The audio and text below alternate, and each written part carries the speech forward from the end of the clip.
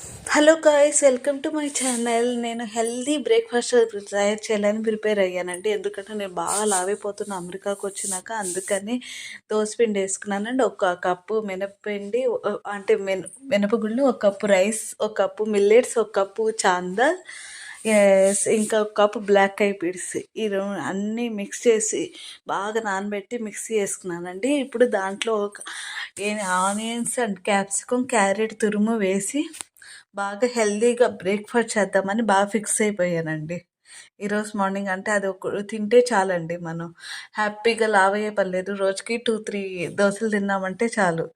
ఇంక మనం లావ్ అంటే లావ్ అవ్వమంటే లావ్ అవుతాంలే. నేనైతే బాగా లావ్ అయిపోతున్నాను. అది తింటే చాలు, ఈవినింగ్ దాకా ఏ తినలే పని లేదు. ఎందుకంటే మన వెయిట్ని బట్టి మనం ఇంత ప్రోటీన్ తినాలని ఉంటుంది కదా, అందుకనండి. అందుకని అన్నీ రెడీగా పెట్టుకుంటున్నాను. ఏంటి నేనేం చెప్పాను, ఆనియన్స్ కావాలంటే మీరు టమాటోస్ కూడా వేసుకోవచ్చు. టమాటాస్ ఇంకా ఎస్ బి కొత్తిమీర, కరివేపాకు, కర్రీ లీవ్స్. నేను ఇవన్నీ అంటే కర్రీ లీవ్స్, కొత్తిమీర మా పాప పిల్లలు తినరు, అందుకని ఇవన్నీ వేసుకొని బాగా మిక్స్ చేసుకుని తర్వాత అల్లం వెల్లుల్లి పేస్ట్ అండి రెడీగా ఉన్నది, అది వేసేసుకుంటున్నాను. ఓకే, సాల్ట్ కూడా అంటే ముందుగానే పిండిలో వేసేసుకున్నానండి. తర్వాత నేను ఇది కొంచెం టర్మరిక్ వేసేసుకుంటున్నాను. టర్మరిక్ వేసుకొని బాగా మిక్స్ చేయాలన్నమాట మనం.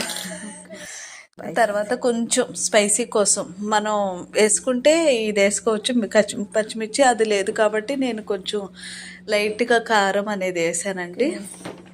కొంచెం కలర్ కోసం కూడా కొంచెం యాడ్ చేసుకునే వాళ్ళు యాడ్ చేసుకోవచ్చు. నేను బాగా మిక్స్ చేశాను. నాకెందుకో కలరు చాలా లేదు అన్న ఫీలింగ్ వస్తుంది. మీకు కూడా అంతే వస్తుందా అండి? మనం వేసేద్దామా? కొంచెం టర్మరిక్ కానీ, లేకపోతే కావాలంటే కారం కానీ వేసుకోవచ్చు మనం. నేను దానికోసమని కొంచెం మళ్ళీ టర్మరిక్ వేద్దామని ఫిక్స్ అయిపోయాను.